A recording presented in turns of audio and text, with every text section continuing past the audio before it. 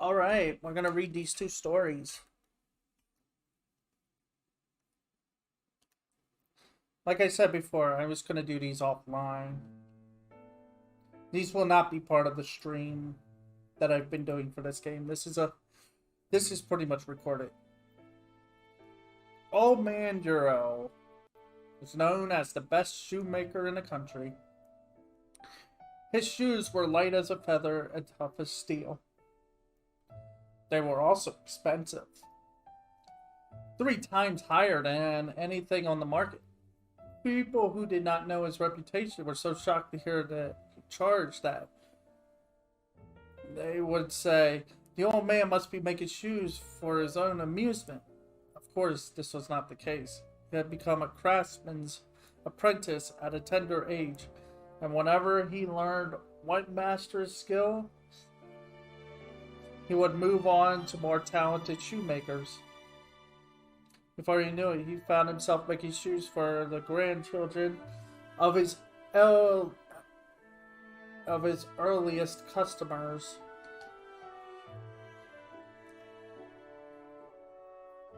Duro was such a skilled craftsman, he could make any kind of shoe the customer ordered, but he was best at and most enjoyed making thick-soled traveling shoes. Always customers agreed. Once you traveled in Old Man Duro's shoes, you can't wear anybody else's. Some would say, you know what it's like to wear his shoes. You don't get tired the same way. You just want to keep walking as far as you can. You almost hate to get where you're going. True craftsman that he was, though, Old Man Duro rarely talked to his customers, and he could be downright unfriendly. Complimented on his work, he wouldn't so much as smile. Instead, he would put another piece of tanned leather on his wooden shoe last and start hammering away. The only time the old fellow would crack even the slightest smile was when a customer visited his workshop to place an order. Not that he was ever thrilled to get an order. What he most enjoyed was when a customer bought him a pair of shoes that had outlived its usefulness. He would stare lovingly at the worn-down soles and the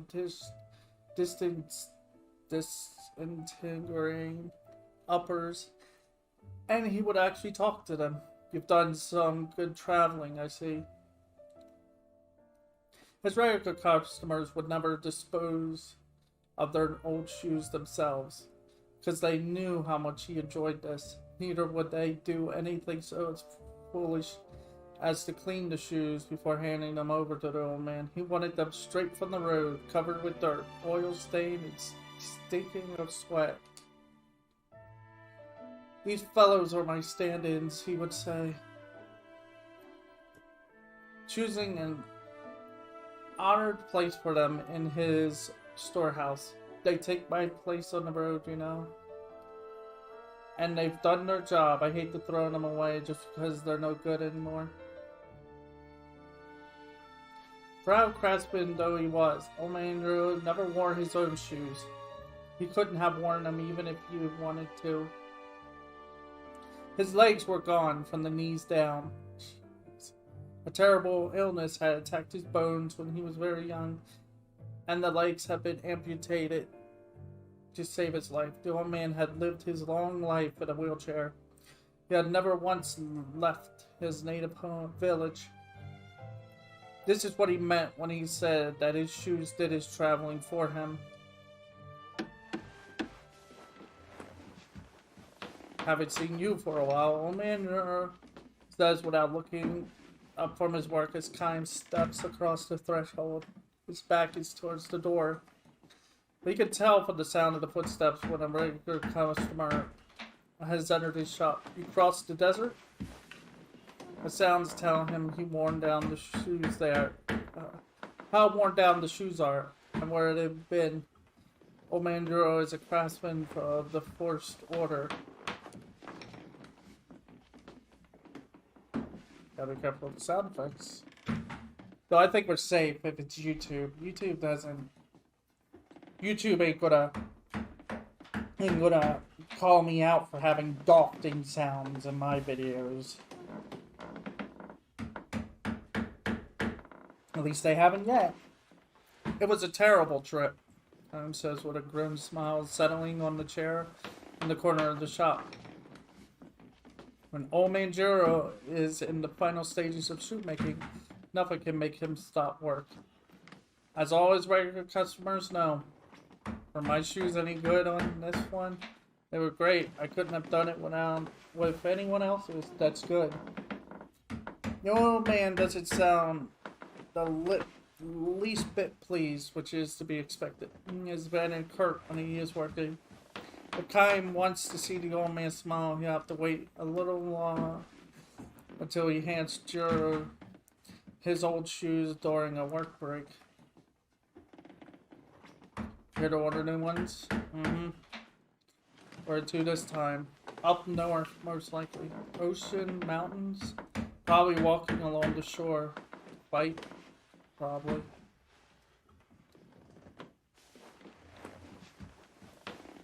Signals his understanding with a quick nod. He says nothing for a while. The only sound in the workshop comes from Jiro's wooden mallet. Kind is moved to hear it. Like old times. He has ordered any number of shoes here, even before the old man took over the shop. Kaim is one of the old man's Jiro's oldest customers. In other words, he is one of the few who have survived repeated journeys, swinging his mallet and speaking in short snatches.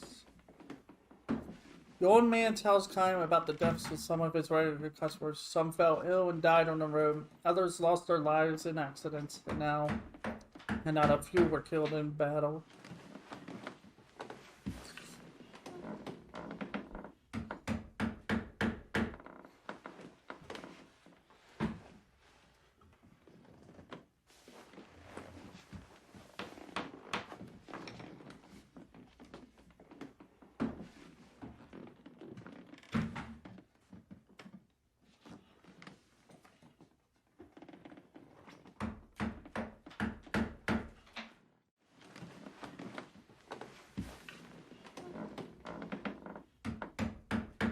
It's hard when only the shoes come back.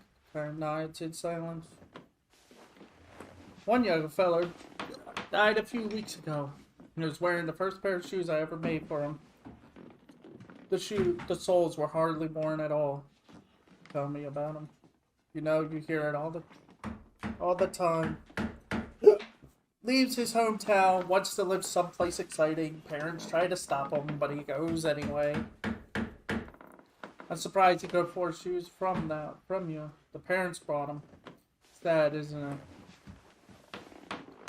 They gave their boy all this love and care, and he's barely out of childhood when he says he's gonna leave home. They finally give up and decide to let him go. They figure they could at least give him a pair of my shoes as a going away from him. Less than a month later, he comes back, a corpse. I don't know. Parents nowadays, they spoil their kids rotten. It's so damn stupid. Kaim knows that the old man's feelings go deeper than that. Andrea is the kind of craftsman who would rush to make new shoes for the funeral of a sad young man who had breathed his last. While his dream was only half finished, he would put them on the young man's feet in the coffin and pray that he would be able to go all the way on this final journey.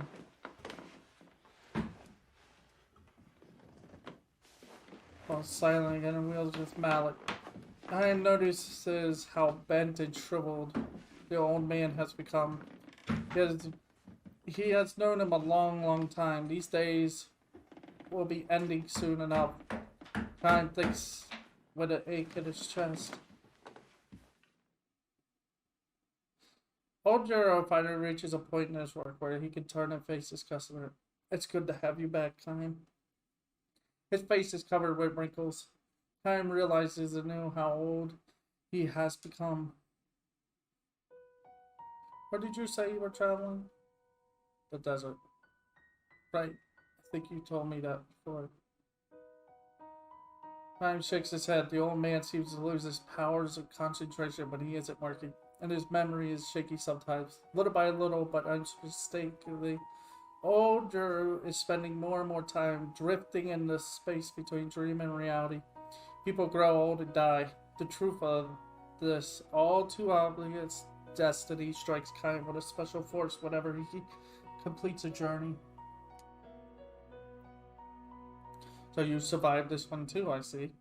Kaim looks at him with a strange smile. Have you forgotten? I can't die. Oh, yes, I knew that. And I never get old. I look just like I did the first time you met me, don't I? The old man looks momentarily stunned. Oh, I guess I knew that too.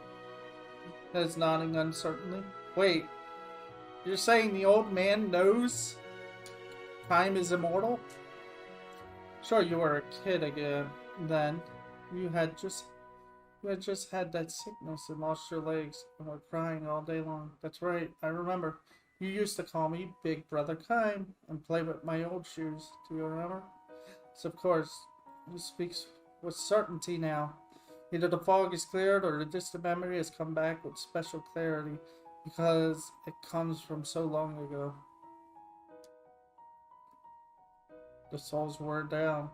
There were holes here and there, and they had a sour stink of mud and sweat. To other people, they must have looked like plain old shoes ready for the garbage, but to me, they were a treasure. I remember running my fingers through the coat of road dust that covered them and tried to imagine where they'd been. I enjoyed them so much, I really enjoyed them.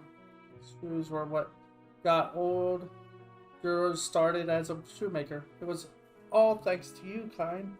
If I haven't met you, I would have spent my life cursing my fate. Instead, I've been happy. I'm happy now.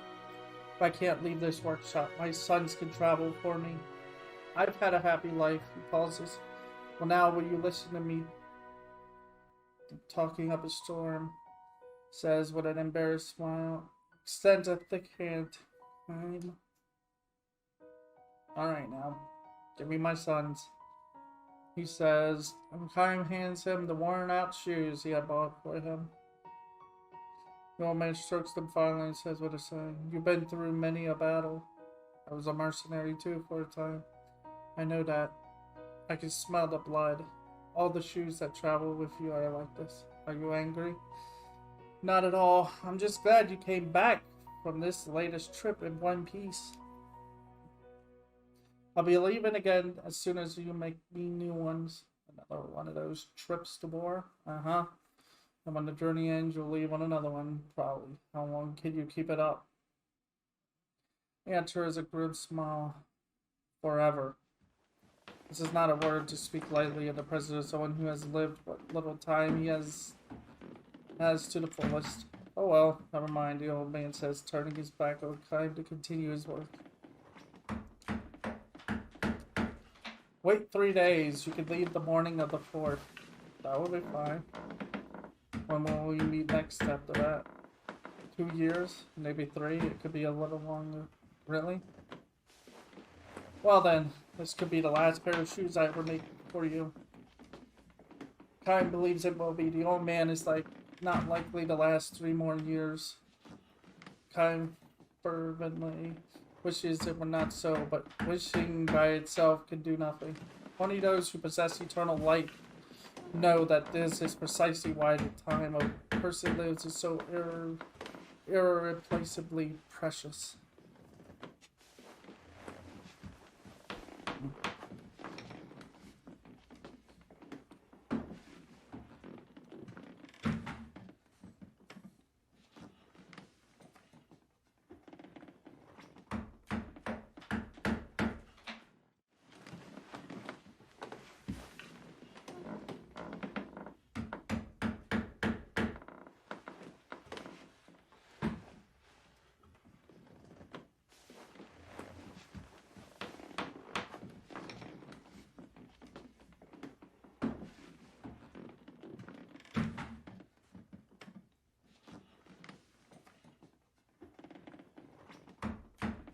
Say Kaim. What's that? Mind if I make a second pair of shoes out of the same piece of leather to match your new ones? They will be for himself, he explains, to be placed in his coffin for his life's final journey. I'd like that, he answers. The old man swings his mallet instead of thanking him. The sound of this falls sadder and lonelier than usual.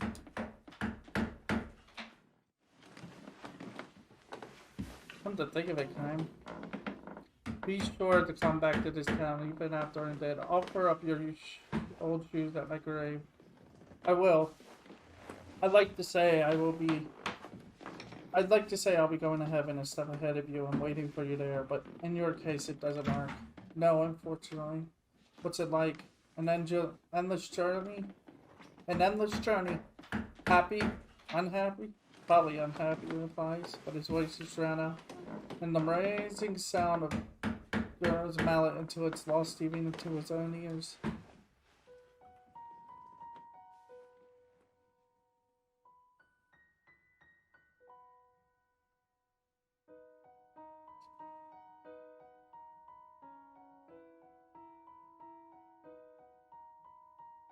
Old man Juro reached the end of his full span of years soon after Kime visited to his shop. Because Juro had no family, his grave in the cemetery at the edge of town was cared for by his many sons. In accordance with his wishes, his regular customers offered up their old shoes at his grave. Kime's shoes were among them. The words inscribed on his gravestone were chosen by Juro himself. He explained his choice to Kime this way. I would say the words to each new pair of shoes before I handed them to the customer. I always said them to the customer too. I never once had the experience though of hearing someone say the words to me. That's why I want them to on my gravestone. These are the words I want to be seen off with on my journey to heaven.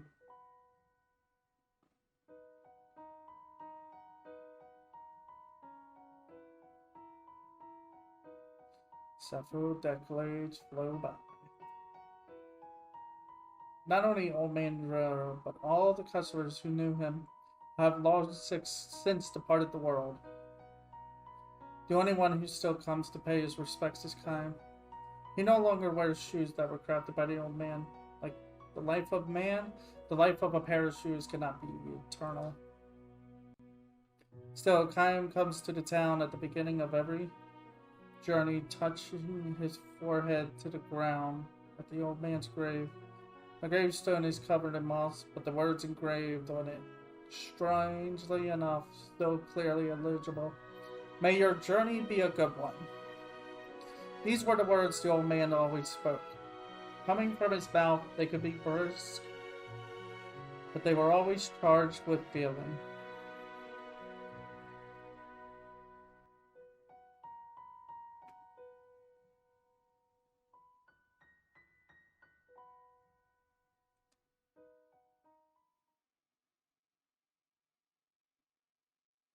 Alright.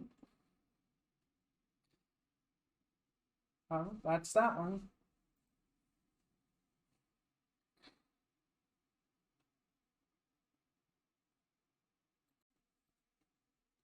Hey everyone, we're back to reading. That's right, we're doing another dream. Stuff's Dream Part 2. This one's actually the important one. I know you probably hate me now, Anaria.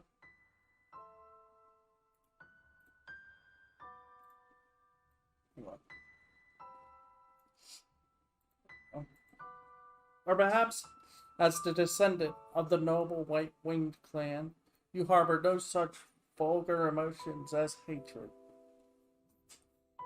Kind and gentle as you are, perhaps you have forgiven me, perhaps you have accepted what I did, and now you pity me for being trapped in the prison of solitude again. But still good, kind Aria. I insist on making one last selfish request. Please hate me. Please hate me for eternity. If I know that you hate me, I can remain connected to you. If I know that you have not forgiven me, the pain of that will enable me to feel you close to me. Are you laughing at my convoluted reasoning? Then let me say it more simply. I am lonely. I fear eternal solitude. That fear has been with me ever since I killed you with my own two hands. What? 900 years have passed since we first met. In the conventional way, I took a husband. Even more conventionally, I gave birth to a son. Soon after naming the baby, said, my husband died in an epidemic. At his bedside, of course, I cursed the fate that would not let me die. Had you not been with me, area, I would never have been able to find the strength to raise Sid by myself. You said to me, there's no greater joy than for a child to be born and to grow up healthy. Fitting words from you, sole survivor of the White-Winged clan. He also said to me, you will be alright, Seth. You are no longer alone. Now you have said, you will never be alone as long as he is with you. I nodded to you in tearful recognition of the truth of your words, and you went on with the same embarrassment. You said to me, I will train him to be a full-fledged man of the sea. If anyone should dare threaten him, I would protect him with my life. How kind you were, Arya. How truly kind. Even now, I can recall the carefree smile on your face when you were playing with Sid. You were such a frail little boy, but you steeled your heart to train him sternly. And on those days when he had cried himself to sleep, I often caught you in profile watching him in sleep. Your face fused with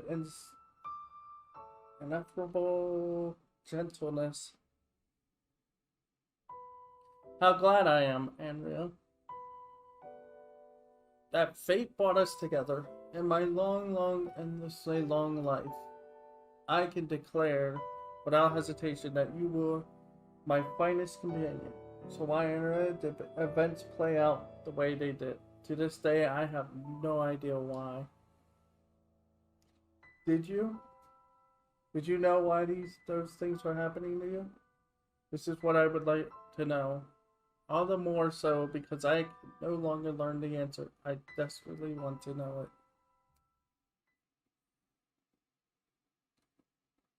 It happened 30 years ago. I said goodbye to you and Sid. I made my way to the Tower of Mirrors, where the memory had come back to me. The mission on which I had come to this world. The task I've been sent here to accomplish. And the reason I possessed memories of 1,000 years spent in this world. I was a pirate who prized freedom above all, and what I enjoyed most of all was living wildly on the open sea. Exactly why I was so drawn to freedom, I myself did not know. That was when I learned deep in the heart of one who desires freedom lies the pain of freedom denied.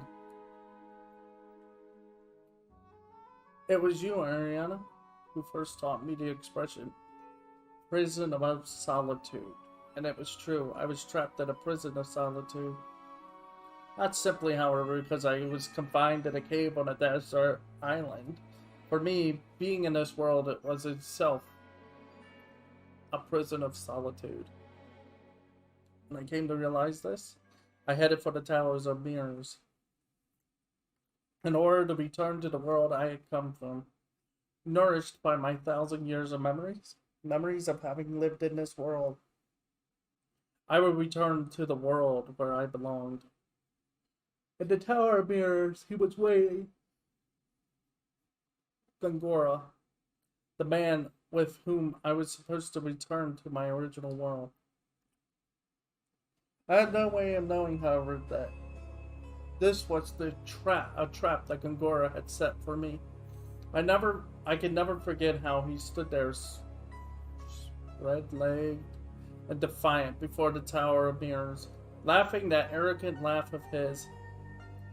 My stomach turns as I recall his hateful face, and my flesh creep when I think of his cunning, fearsome trap. Gongora had no intention of returning to our former world. Instead, he hatched a fiendish plot to make himself ruler of this world, and anyone who resisted him, he crushed without mercy. I was one of those who stood in his way. As soon as I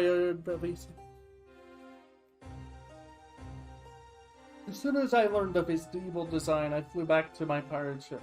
Of course, such a monster could not be satisfied with merely waiting for me there. Knowing him, I felt a terrible foreboding, said Enria. I screamed as I leaped into the ship, and the next second I saw with a gasp that my foreboding was correct. Both Sid and you were there, Enria on the deck, dead lay bleeding, and you were becoming aware of me and slowly turned in my direction. You had a strange gleam in your eye, and there was something in your mouth. It was Sed's leg. You had ripped it from his body.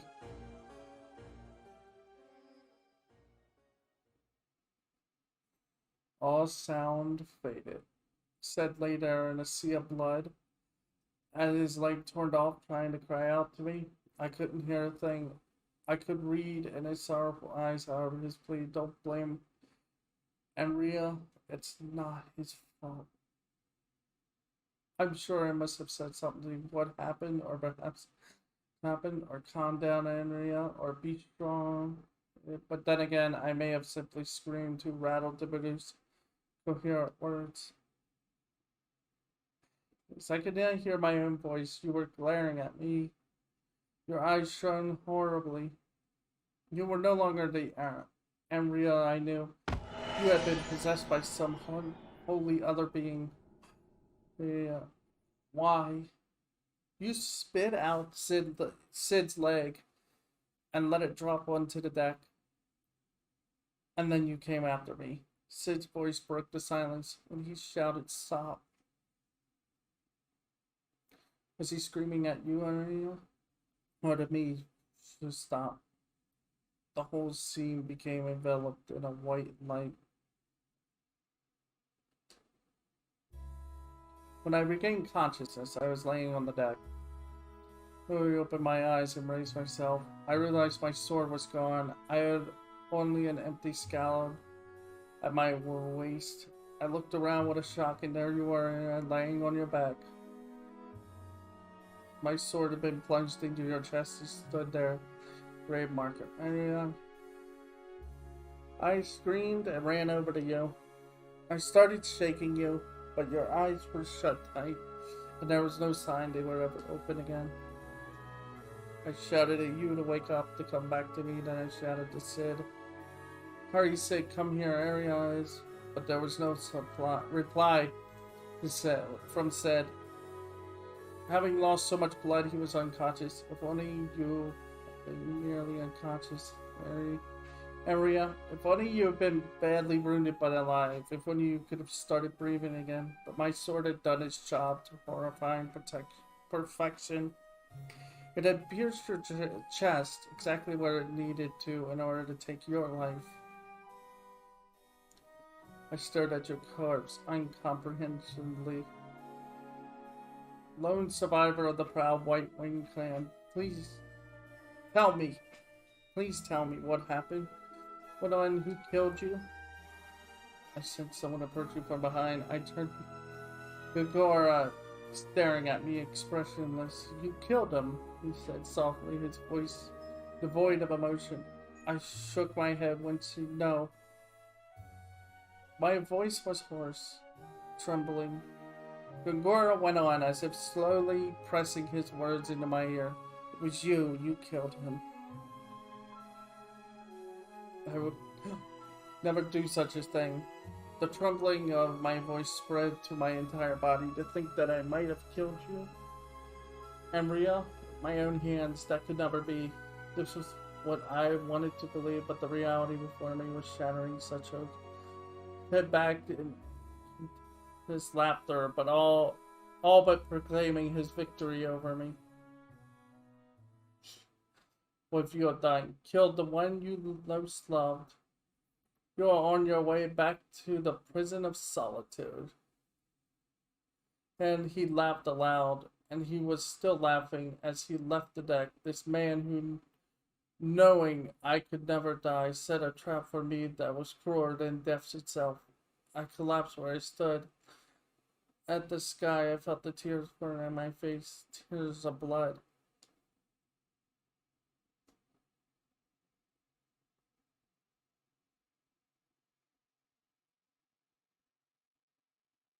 Again, I was plunged into eternal solitude, never to be released from it by death.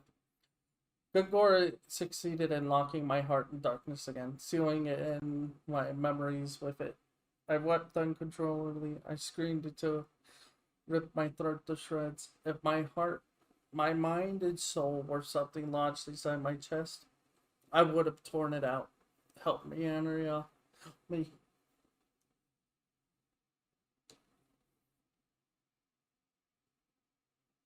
So they were. So I guess the immortals, like if you don't read this story, you won't know exactly, apparently, right away, that her mission, I guess, with Kaim and everybody, was come to this world through the Tower of Mirrors and do something and then leave. So, like you said, Gungora had other plans, which was take control of the world. I guess because the world was like, it would be easy for someone like Gungora and them to take over because of their power.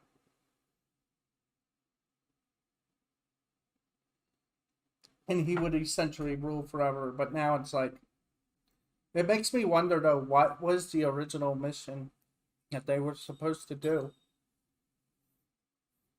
Yeah, that's it for the dreams though. We did it, guys. We read all the stuff.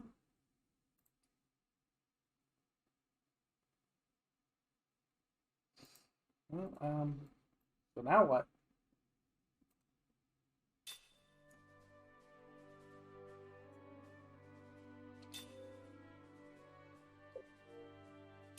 I guess now we can continue the story. So let's load it up and go, I guess. Well, not yet. I'm gonna